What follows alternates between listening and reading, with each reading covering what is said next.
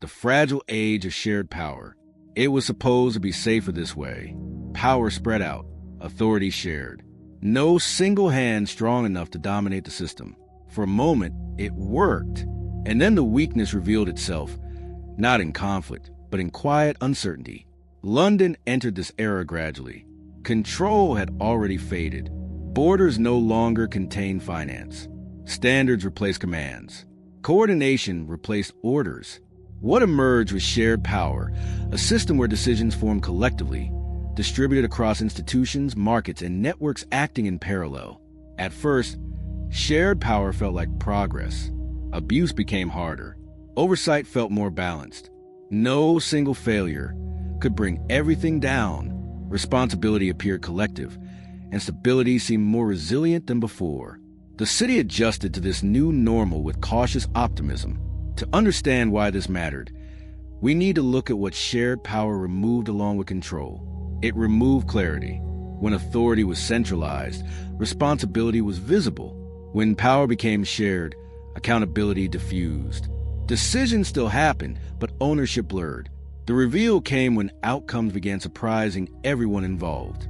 Markets moved in ways no institution intended.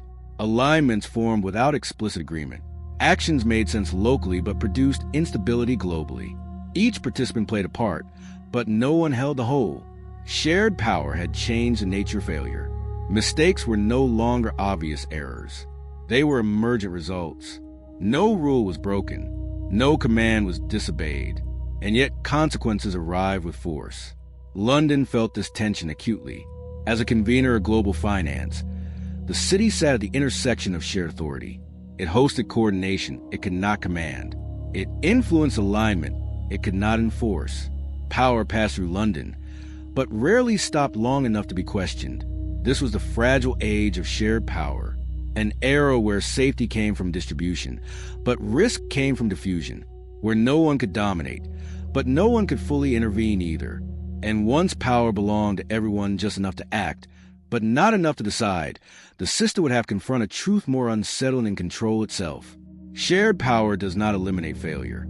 It changes how and where it appears. As shared power settled in, London's financial system began operating under a new kind of tension. Decisions emerged through alignment rather than direction. Outcomes formed from collective movement instead of instruction. Everyone participated, but no one fully commanded. This changed how risk was perceived. When power was centralized, risk had a focal point. Someone could intervene. Someone could decide. Under shared power, intervention required agreement. Agreement required time. And time was often the one thing the system did not have. Participants adjusted their behavior accordingly. They became cautious about standing apart. Acting alone felt exposed. Acting together felt safer, even when doubts existed. Shared power encouraged synchronization, not because it was optimal, but because it diluted responsibility. The danger appeared when synchronization replaced judgment. Institutions mirrored one another's actions, assuming that alignment implied safety. If everyone moved the same way, it felt less risky, even when the direction was uncertain. Collective confidence substituted for individual conviction. London's role became increasingly complex. As a hub, it facilitated coordination. As an authority, it lacked the leverage to compel divergence. The city could convene discussion, but it could not force decision. Power flowed through it, but rarely paused for reflection. Accountability suffered quietly. When outcomes disappointed, explanations scattered across the network. Each participant had acted reasonably. Each decision followed shared logic, but the result felt unmanaged. Public trust weakened not because of malice, but because no one appeared fully responsible. Shared power revealed its fragility in moments that demanded clarity. Crises require decision, not alignment alone. They require someone to act when consensus is incomplete. In a system built on shared authority, that moment became harder to reach. London was now confronting the cost of distribution. Power spread out reduces domination, but also reduces decisiveness. Stability gained through sharing can be lost through hesitation. The city stood inside a delicate balance. How do you preserve the fairness of shared power without sacrificing the ability to act when action cannot wait? The conflict surfaced when hesitation itself became the threat. A situation emerged that demanded immediate direction, yet shared power offered only deliberation.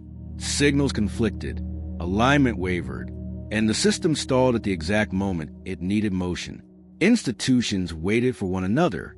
Each assumed someone else would step forward. Acting alone risked blame. Acting together required agreement that could not form quickly enough. Shared power revealed its blind spot. No mechanism for decisive action without consensus. Markets reacted before decisions did. Prices moved on expectation of delay.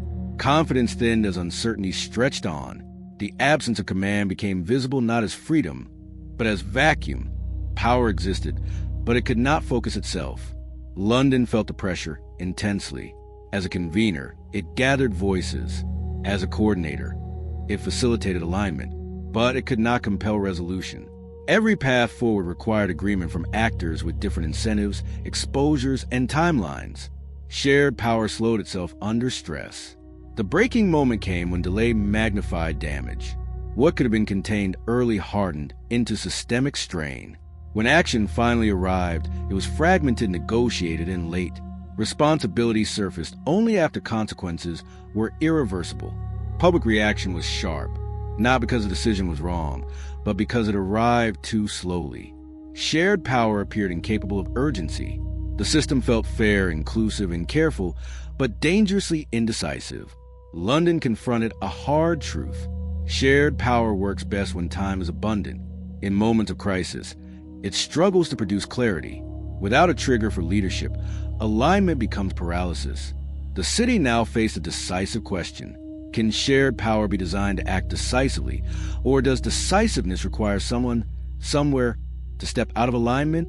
The resolution came through designing moments of temporary authority within shared power. London recognized that fairness and decisiveness did not have to be opposites. The system needed the ability to concentrate responsibility briefly, then release it again. New mechanisms were introduced that activated leadership under defined conditions. Thresholds triggered decision rights. Authority appeared when urgency demanded it and dissolved when stability returned. Shared power gained an emergency spine. This shift changed behavior across the city. Participants no longer waited indefinitely for consensus. They knew responsibility would crystallize if delay persisted. Disagreement remained, but it now had an endpoint. Action became possible without permanent concentration of power. London adapted by refining its role once more. The city became a place where leadership could emerge temporarily, without threatening the balance of the whole. It hosted frameworks that allowed authority to surface when needed and disappear when not. The lesson endured beyond finance. Shared power is resilient, but incomplete. Without moments of focus, it drifts. Without defined responsibility, it hesitates. Stability requires both distribution and decision. London moved forward with a clearer understanding. Power does not need to belong to one forever, but sometimes it must belong to someone just long enough to act. Subscribe to join the journey.